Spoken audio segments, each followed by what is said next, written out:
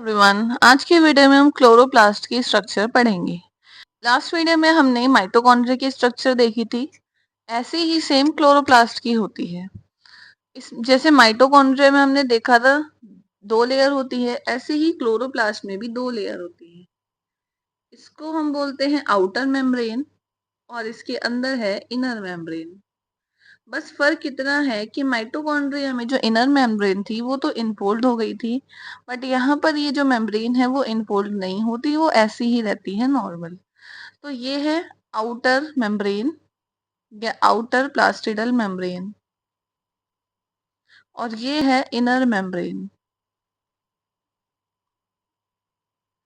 अब जैसे माइटोकॉन्ड्रिया में दोनों मेम्ब्रेन के बीच का स्पेस था उसको हम बोल रहे थे इंटर मेम्ब्रेन स्पेस, सेम इसको भी हम बोल सकते हैं इंटर मेम्ब्रेन स्पेस,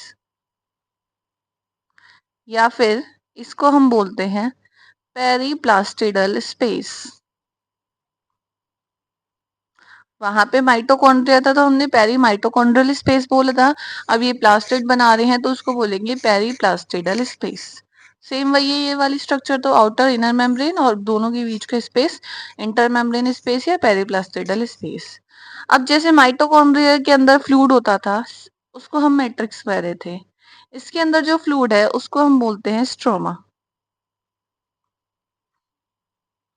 अब ये जो क्लोरोप्लास्ट है इसके अंदर ऐसे छोटे छोटी गोल गोल से सिक्के जो होते हैं वो एक गड्ढे के फॉर्म में मिलते हैं। यानी हम मान सकते हैं कि एक ऐसी कॉइन की पूरी गड्ढी होती है, स्टेक्स होता है। इस पूरी एक गड्ढी को हम बोलते हैं ग्रेनम।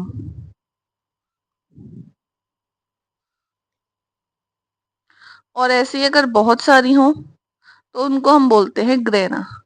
यानी ग्रेना वर्ड यूज करते हैं प्लूरल के लिए, जबकि ग्रेनम वर्ड यूज करते हैं हम सिंगुलर के लिए। तो ये भी ग्रेनम है, ये भी ग्रेनम है, और ये बहुत सारी ग्रेनम मिलकर सारी को हम कंबाइंडली ग्रेना कहते हैं। इस तरीके से ये ग्रेना अरेंज रहती हैं। अब ये ग्रेना में आपस में कनेक्टेड रहती हैं, जैसे ये इससे कनेक्टेड है, ये इससे कनेक्टेड है, ये इससे कनेक्टेड है, ये इससे कनेक्टेड है, मतलब ये सब आपस में कनेक्टेड है। तो ये जो कनेक्ट कर रहा है इसको हम बोलते हैं स्ट्रोमा लेमिला।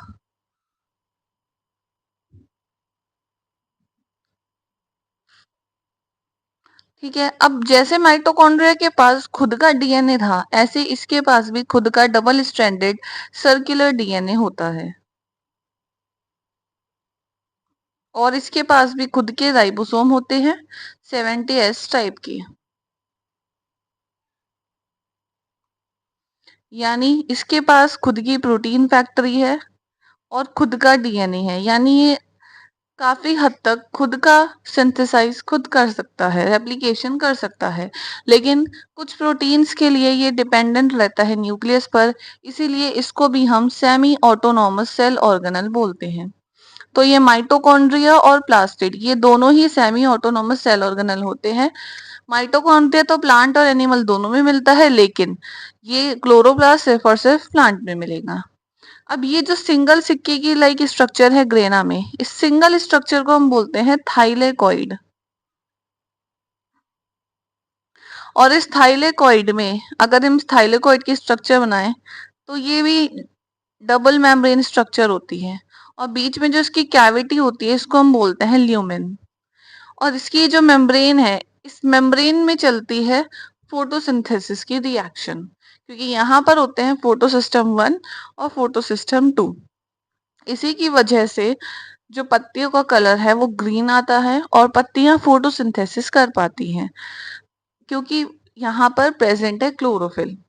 क्लोरोफिल की वजह से कलर आ रहा है। इसका मतलब अगर हम बोले कि क्लोरोप्लास्ट कहाँ मिलेगा, तो वो मिलेगा मेनली लीव्स की मीजोफिल सेल्स में। ये है क्लोरोप्लास्ट की स्ट्रक्चर। ये एक double membrane bound cell organelle है, आउटर मेम्ब्रेन और इनर मेम्ब्रेन। इसकी इनर मेम्ब्रेन में कोई इनफोल्डिंग नहीं होती, जैसी आउटर होती है वैसी इनर होती है। आउटर और इनर मेम्ब्रेन के बीच में जो ये स्पेस होता है, इस स्पेस को बोलते हैं हम इंटर मेम्ब्रेन स्पेस या फिर पेरीप्लास्टिडल स्पेस। अंदर के साइड, इनर मेम्ब्रेन के अंदर की तरफ जो फ्लूइड होता है इसको हम बोलते हैं स्ट्रोमा। इसमें बहुत सारे एक सिक्के रखे रहते हैं, मतलब सिक्के के लाइक स्ट्रक्चर होती है, जैसे गड्ढे होती है उस तरीके की, इसको हम बोलते हैं ग्रेनम, और इन सबको प्लूरल हो तो ग्रेना। इसकी जो सिंगल स्ट्रक्चर है यानी सिंगल कॉइन लाइक स्ट्रक्चर है, इसको बोलते हैं थाइलेकोइड। थाइलेकोइड में भी दो मेम्ब्रेन होती है, इसके बीच में जो कैविटी होती है उसको बोलते हैं ल्यूमेन, और इसकी मेम्ब्रेन में फोटोसिंथेसिस की रिएक्शन चल रही होती है।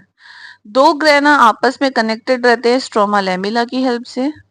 इसके पास खुद का डबल स्ट्रैंडेड डीएनए और 70s राइबोसोम मिलते हैं। इसका मतलब ये अपनी काफी सारी प्रोटीन खुद से बना सकते हैं, इसलिए इनको हम सेमी ऑटोनोमस सेल ऑर्गेनल बोलते हैं। ये है क्लोरोप्लास्ट की पूरी स्ट्रक्चर। इस वीडियो में आपको कहीं भी डाउट हो तो कमेंट करके पूछ सकते हैं। For more videos like share subscribe. Thanks for watching.